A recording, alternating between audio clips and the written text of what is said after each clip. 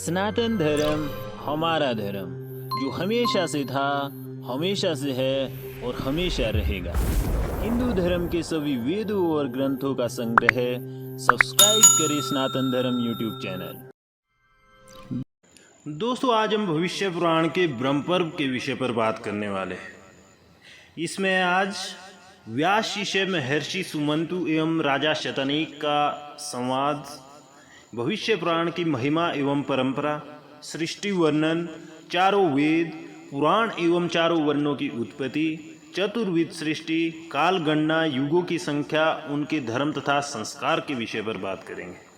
ओम नमो भगवते वासुदेवाय नमः। बद्रिक आश्रम निवासी प्रसिद्ध ऋषि श्री नारायण तथा श्री नर अंतर्यामी नारायण स्वरूप भगवान श्री कृष्ण तथा उनके नित्य सखा नर स्वरूप नरश्रेष्ठ अर्जुन, उनकी लीला प्रकट करने वाली भगवती सरस्वती और उनकी लीलाओं के वक्ता महर्षि वेदव्यास को नमस्कार कर जय।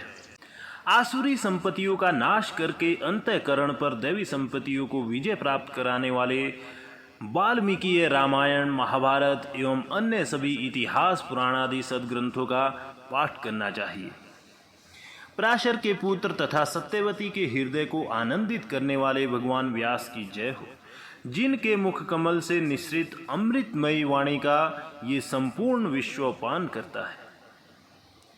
वेदादि शास्त्रों के जानने वाले तथा अनेक विषयों के मर्मज्ञ विद्वान ब्राह्मण को स्वर्ण जटित सींगों वाले सैकड़ों गौओं का दान देने से जो पुण्य प्राप्त होता है, ठीक उतना ही पुण्य इस भविष्य महापुराण की उत्तम कथाओं के श्रवण करने से प्राप्त होता है।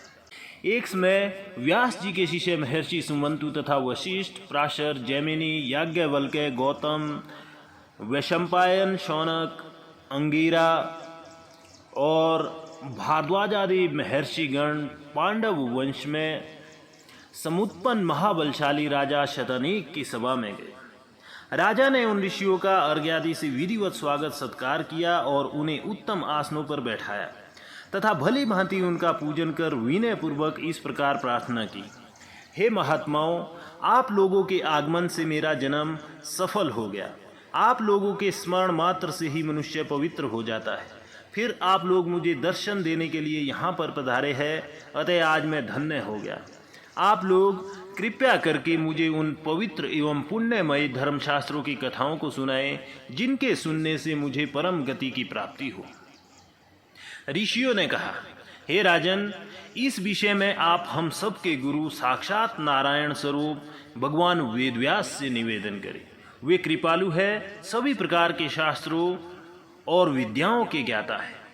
जिसके श्रवण मात्र से मनुष्य सभी पातकों से मुक्त हो जाता है, उस महाभारत ग्रंथ के रचयिता भी यही है। राजा शतनीक ने ऋषियों के कथनानुसार सभी शास्त्रों के जानने वाले भगवान वेदव्यास से प्रार्थना पूर्वक जिज्ञासा की, प्रभु, मुझे आप धर्ममय पुण्य कथाओं का श्रवण कराए, जिससे मैं पवित्र हो जाऊं और इस संसार सागर से मेरा उद्धार हो जाए। व्यास जी ने कहा, राजन, ये मेरा शिष्य सुमंतु महान तेजस्वी एवं समस्त शास्त्रों का ज्ञाता है। ये आपकी जिज्ञासा को पूर्ण करेगा। मुनियों ने भी इस बात का अनुमोदन किया। तदनंतर राजा शतनीक ने महामुनि सुमंतु से उपदेश करने के लिए प्रार्थना की। हे द्विश्रेष्ठ, आप कृपा कर उन पुण्यमयी कथाओं का वर्णन करें, जिनके सुनने से सभी पाप नष्ट हो जाते हैं और शुभ फलों की प्राप्ति होती है। महामुनि सुमंतु बोले, राजन, धर्मशास्त्र सबको पवित्र करने वाले हैं। उनके सुनने से मनुष्य सभी पापों से मुक्त हो जाता है। बताओ, तुम्हारी क्या सुनने की इच्छा है? राजा शतनीक ने कहा, ब्राह्मण देव, वे कौन से धर्मशास्त्र है जिनके सुनने से मनुष्य पापों से मुक्त हो जाता है? सुमंतु मुनि बोले, राजन, मनु, विष्णु, यम, अंगिरा, वशिष्ठ, दक्ष, संवर्त, शातातप, पराशर, आपस्तंभ, उष्णा, कात्यायन, बृहस्पति, गौतम, शंख, लिखित, हारित तथा अत्रि आदि ऋषियों द्वारा रचित मनुवादि बहुत से धर्मशास्त्र है। इन धर्मशास्त्रों को सुनकर एवं उनके रहस्य को भली भांति हृदयंगम कर मनुष्य देवलोक में जाकर परम आनंद को प्राप्त करता है, इसमें कोई संदेह नहीं है। शतनीक ने कहा, प्रभु, जिन धर्मशास्त्रों को आपने कहा है, इन्हें मैंने सुना है। अब इन्हें पुनः सुनने की इच्छा नहीं है। कृपा कर आप चारों वर्णों के कल्याण के लिए जो उपयुक्त धर्मशास्त्र हो उसे मुझे बताएं। सुमंतु मुनि बोले, हे महाबाहो, संसार में निमग्न प्राणियों के उद्धार के लिए 18 महापुराण, श्री राम कथा तथा महाभारत आदि सद्ग्रंथ नौका रूपी साधन है। 18 महापुराणों तथा 8 प्रकार के व्याकरणों को भली भांति समझकर सत्यवती के पुत्र वेद व्यास जी ने महाभारत संहिता की रचना की, जिसके सुनने से मनुष्य ब्रह्म हत्या के पापों से मुक्त हो जाता है। इनमें 8 प्रकार के व्याकरण ये है: ब्रह्मा, इंद्र, याम्य, रौद्र, वायव्य, वारुण, सावित्र्य तथा वैष्णव। ब्रह्मा, पदम, विष्णु, शिव, भागवत, नारदीय, मार्कंडेय, अग्नि, भविष्य, ब्रह्म वैवर्त, लिंग, वराह, स्कंद, वामन, कुरम, मत्स्य, गरुड़ तथा ब्रह्मांड, ये 18 महापुराण हैं। ये सभी चारों वर्णों के लिए उपकारक है। इनमें से आप क्या सुनना चाहते हैं? राजा शतनीक ने कहा, हे विप्र, मैंने महाभारत सुना है तथा श्री राम कथा भी सुनी है, अन्य पुराण भी सुने हैं, किंतु भविष्य पुराण नहीं सुना है। अतः विप्र श्रेष्ठ, आप भविष्य पुराण को मुझे सुनाएं, इस विषय में मुझे महत कौतूहल है। सुमंतु मुनि बोले, राजन, आपने बहुत उत्तम बात पूछी है। मैं आपको भविष्य पुराण की कथा सुनाता हूँ, जिसके श्रवण करने से ब्रह्म हत्या आदि बड़े बड़े पाप नष्ट हो जाते हैं और अश्वमेध आदि यज्ञों का पुण्य फल प्राप्त होता है तथा अंत में सूर्य लोक की प्राप्ति होती है, इसमें कोई संदेह नहीं है। ये उत्तम पुराण पहले ब्रह्मा जी द्वारा कहा गया है। विद्वान ब्राह्मण को इसका सम्यक अध्ययन कर अपने शिष्यों तथा चारों वर्णों के लिए उपदेश करना चाहिए। इस पुराण में श्रौत एवं स्मार्त सभी धर्मों का वर्णन हुआ है। ये पुराण परम मंगलप्रद, सद्बुद्धि को बढ़ाने वाला, यश एवं कीर्ति प्रदान करने वाला तथा परम पद मोक्ष प्राप्त कराने वाला है। इस भविष्य पुराण में सभी धर्मों का सन्निवेश हुआ है तथा सभी कर्मों के गुणों और दोषों के फलों का निरूपण किया गया है।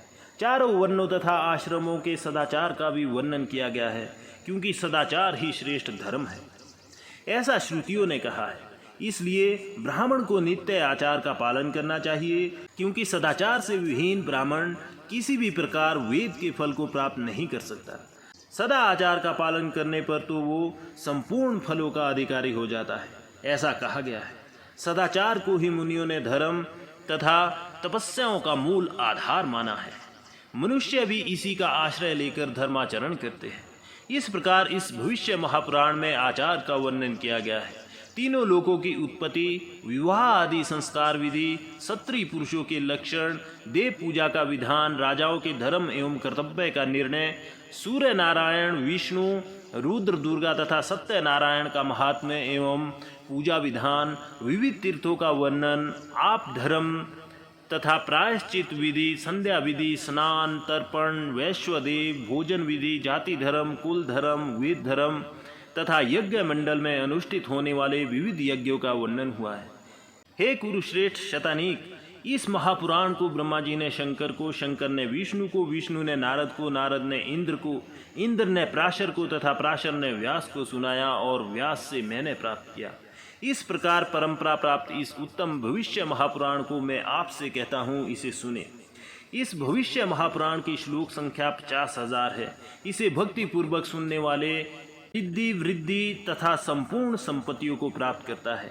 ब्रह्मा जी द्वारा प्रोक्त इस महापुराण में 5 पर्व कहे गए हैं: ब्रह्मा, वैष्णव, शैव, त्वाष्ट्र तथा प्रतिसर्ग पर्व। पुराण के सर्ग, प्रतिसर्ग, वंश, मनवंतर तथा वंशानुचरित, ये 5 लक्षण बताए गए हैं तथा इसमें 14 विद्याओं का भी वर्णन है। 14 विद्याएं इस प्रकार है: 4 वेद, ऋग, यजु, साम और अथर्व, 6 वेदांग, शिक्षा, कल्प, निरुक्त, व्याकरण, छंद और ज्योतिष, मीमांसा, न्याय, पुराण तथा धर्मशास्त्र, आयुर्वेद, धनुर्वेद, गांधर्व वेद तथा अर्थशास्त्र। इन चारों को मिलाने से 18 विद्याएं होती है। सुमंतु मुनि पुनः बोले, हे राजन, अब मैं भूत सर्ग अर्थात समस्त प्राणियों की उत्पत्ति का वर्णन करता हूँ, जिसके सुनने से सभी पापों की निवृत्ति हो जाती है और मनुष्य परम शांति को प्राप्त करता है। हे तात, पूर्व काल में ये सारा संसार अंधकार से व्याप्त था। कोई पदार्थ दृष्टिगत नहीं होता था, अविज्ञ था, तर्क था और सुप्त सा था। में सूक्ष्म अतीन्द्रिय और सर्वभूत में उन पर ब्रह्मा परमात्मा भगवान भास्कर ने अपने शरीर से नानाविध सृष्टि करने की इच्छा की और सर्वप्रथम परमात्मा ने जल को उत्पन्न किया तथा उसमें अपने वीर रूप शक्ति का आधान किया। इससे देवता असुर मनुष्य आदि संपूर्ण जगत उत्पन्न हुआ। वो वीर जल में गिरने से अत्यंत प्रकाशमान स्वर्ण का अंड हो गया। उस अंड के मध्य से सृष्टिकर्ता चतुर्मुख लोक पिता में ब्रह्मा जी उत्पन्न हुए। नर भगवान से जल की उत्पत्ति हुई है, इसलिए जल को नार कहते हैं। वह नार जिसका पहले अयन यानी स्थान हुआ उसे नारायण कहते हैं। ये सदस्त्रूप अव्यक्त एवं नित्य कारण है। इनसे जिस पुरुष विशेष की सृष्टि हुई वे लोक में ब्रह्मा के नाम से प्रसिद्ध हुए। ब्रह्मा जी ने दीर्घ काल तक तपस्या की और उस अंड के दो भाग कर दिए। एक भाग से भूमि और दूसरे से आकाश की रचना की। मध्य में स्वर्ग, आठों दिशाओं तथा वरुण का निवास स्थान अर्थात समुद्र बनाया। फिर महदादी तत्वों की तथा सभी प्राणियों की रचना की। परमात्मा ने सर्वप्रथम आकाश को उत्पन्न किया और फिर क्रम से वायु, अग्नि, जल और पृथ्वी इन तत्वों की रचना की। सृष्टि के आदि में ही ब्रह्मा जी ने उन सब के नाम और कर्म वेदों के निर्देशानुसार ही नियत कर उनकी अलग अलग संस्थाएं बना दी। देवताओं के तुषित आदि गण, त्रिष्टुमादि सनातन यज्ञ, ग्रह, नक्षत्र, नदी, समुद्र, पर्वत, सम एवं विषम भूमि आदि उत्पन्न कर काल के विभागों, संवत्सर, दिन, मास आदि और ऋतुओं आदि की रचना की। काम, क्रोध आदि की रचना कर विविध कर्मों के विवेक के लिए धर्म और अधर्म की रचना की और नानाविध प्राणी जगत की सृष्टि कर उनको सुख, दुख, हर्ष, शोक आदि द्वंद्वों से संयुक्त किया। जो कर्म जिसने किया था तद अनुसार उनकी इंद्र, चंद्र, सूर्य आदि पदों पर नियुक्ति हुई। हिंसा, अहिंसा, मृदु, क्रूर, धर्म, अधर्म, सत्य, असत्य आदि जीवों का जैसा स्वभाव था वो वैसे ही उनमें प्रविष्ट हुआ। जैसे विभिन्न ऋतुओं में वृक्षों में पुष्प, फल आदि उत्पन्न होते हैं, इस लोक की अभिवृद्धि के लिए ब्रह्मा जी ने अपने मुख से ब्राह्मण, बाहुओं से क्षत्रिय, उरु अर्थात जंगा से वैश्य और चरणों से शूद्र को उत्पन्न किया। ब्रह्मा जी के चारों मुखों से चार वेद उत्पन्न हुए। पूर्व मुख से ऋग्वेद प्रकट हुआ, उसे वशिष्ठ मुनि ने ग्रहण किया। दक्षिण मुख से यजुर्वेद उत्पन्न हुआ, उसे महर्षि याज्ञवल्क्य ने ग्रहण किया। पश्चिम मुख से सामवेद निश्रित हुआ, उसे गौतम ऋषि ने धारण किया। और उत्तर मुख से अथर्ववेद प्रादुर्भूत हुआ, जिसे लोक पूजित महर्षि शौनक ने ग्रहण किया। ब्रह्मा जी के लोक प्रसिद्ध पंचम उद्धव मुख से 18 पुराण, इतिहास और यमादि स्मृति शास्त्र उत्पन्न हुए। इसके बाद ब्रह्मा जी ने अपने देह के दो भाग किए। दाहिने भाग को पुरुष तथा बाएं भाग को क्षत्रिय बनाया और उसमें विराट पुरुष की सृष्टि की। उस विराट पुरुष ने नाना प्रकार की सृष्टि रचने की इच्छा से बहुत काल तक तपस्या की और सर्वप्रथम 10 ऋषियों को उत्पन्न किया जो प्रजापति कहलाए। उनके नाम इस प्रकार है: नारद, भृगु, वशिष्ठ, प्रचेता, पुलह, कृतु, पुलस्त्य, अत्रि, अंगिरा और मरीचि। इस प्रकार अन्य महातेजस्वी ऋषि भी उत्पन्न हुए। अनंतर देवता, ऋषि, दैत्य और राक्षस, क्षाच, गंधर्व, अप्सरा, पितर, मनुष्य, नाग, सर्प आदि योनियों के अनेक गण उत्पन्न किए और उनके रहने के स्थानों को बनाया। विद्युत, मेघ, वज्र, इंद्रधनुष, धूमकेतु, पुच्छल तारे, उल्का, निर्घात, बादलों की गड़गड़ाहट और छोटे बड़े नक्षत्रों को उत्पन्न किया। मनुष्य, किन्नर, अनेक प्रकार के मत्स्य, वराह, पक्षी, हाथी, घोड़े, पशु, मृग, कृमि, कीट, पतंग आदि छोटे बड़े जीवों को उत्पन्न किया। इस प्रकार उन भास्कर देव ने त्रिलोकी की रचना की। राजन, इस सृष्टि की रचना कर सृष्टि में जिन जिन जीवों का जो जो कर्म और क्रम कहा गया है उनका मैं वर्णन करता हूँ, आप सुने। हाथी, व्याल, मृग और विविध पशु, पिशाच, मनुष्य तथा राक्षस आदि जरायुज यानी गर्भ से उत्पन्न होने वाले प्राणी हैं। मत्स्य, कछुए, सर्प, मगर तथा अनेक प्रकार के पक्षी अंडज यानी अंडे से उत्पन्न होने वाले हैं। मक्खी, मच्छर, जूं, खटमल आदि जीव स्वेदज है अर्थात पसीने की उष्मा से उत्पन्न होते हैं। भूमि को उद्भेद कर उत्पन्न होने वाले वृक्ष, औषधियाँ आदि उद्भिज सृष्टि है। जो फल के पकने तक रहे और पीछे सूख जाए या नष्ट हो जाए तथा बहुत फूल और फल वाले वृक्ष है वे औषधि कहलाते हैं। और जो पुष्प के आए बिना ही फलते हैं वे वनस्पति है तथा जो फूलते और फलते हैं उन्हें वृक्ष कहते हैं। इसी प्रकार गुल्लम, वल्ली, वितान आदि भी अनेक भेद होते हैं। ये सब बीज से अथवा कांड से अर्थात वृक्ष की छोटी सी शाखा काटकर भूमि में गाड़ देने से उत्पन्न होते हैं। ये वृक्ष आदि भी चेतना शक्ति संपन्न है और इन्हें सुख दुख का ज्ञान रहता है, परंतु पूर्व जन्म के कर्मों के कारण तमोगुण से आच्छन्न रहते हैं। इसी कारण मनुष्यों की भांति बातचीत आदि करने में समर्थ नहीं हो पाते। इस प्रकार ये अचिंत्य चराचर जगत भगवान भास्कर से उत्पन्न हुआ है। जब वो परमात्मा निद्रा का आश्रय ग्रहण कर शयन करता है तब ये संसार उसमें लीन हो जाता है, और जब निद्रा का त्याग करता है अर्थात जागता है तब सब सृष्टि उत्पन्न होती है और समस्त जीव पूर्व कर्मानुसार अपने अपने कर्मों में प्रवृत्त हो जाते हैं। वह अव्यय परमात्मा संपूर्ण चराचर संसार को जागृत और शयन दोनों अवस्थाओं द्वारा बार बार उत्पन्न और विनष्ट करता रहता है। परमेश्वर कल्प के प्रारंभ में सृष्टि और कल्प के अंत में प्रलय करते हैं। कल्प परमेश्वर का दिन है, इस कारण परमेश्वर के दिन में सृष्टि और रात्रि में प्रलय होता है। हे राजा शतनीक, अब आप काल गणना को सुनिए। पलक गिरने के समय को निमेष कहते हैं। 18 निमेष की एक काष्ठा होती है, अर्थात जितने समय में 18 बार पलकों का गिरना हो उतने काल को काष्ठा कहते हैं। 30 काष्ठा की एक कला, 30 कला का एक क्षण, 12 क्षण का एक मुहूर्त, 30 मुहूर्त का एक दिन रात, 30 दिन रात का एक महीना, 2 महीनों की एक ऋतु, 3 ऋतु का एक अयन तथा 2 अयनों का एक वर्ष होता है। इस प्रकार सूर्य भगवान के द्वारा दिन रात्रि का काल विभाग होता है। संपूर्ण जीव रात्रि को विश्राम करते हैं और दिन में अपने अपने कर्म में प्रवृत्त होते हैं।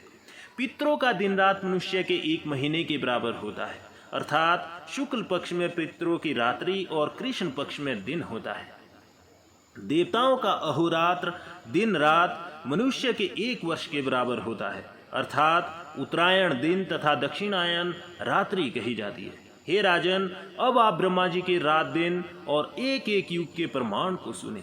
सत्य युग 4000 वर्ष का है, उसके संध्यांश के 400 वर्ष तथा संध्या के 400 वर्ष मिलाकर इस प्रकार 4800 दिव्य वर्षों का एक सतयुग होता है।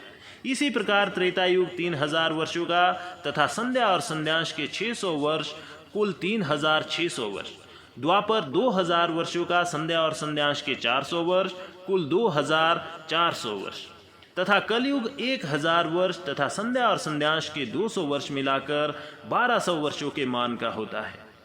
ये सब दिव्य वर्ष मिलाकर 12000 दिव्य वर्ष होते हैं। यही देवताओं का एक युग कहलाता है।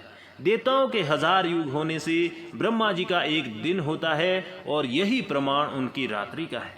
जब ब्रह्मा जी अपनी रात्रि के अंत में सोकर उठते हैं तब सत असत रूप मन को उत्पन्न करते हैं। वह मन सृष्टि करने की इच्छा से विकार को प्राप्त होता है, तब उससे प्रथम आकाश तत्व उत्पन्न होता है।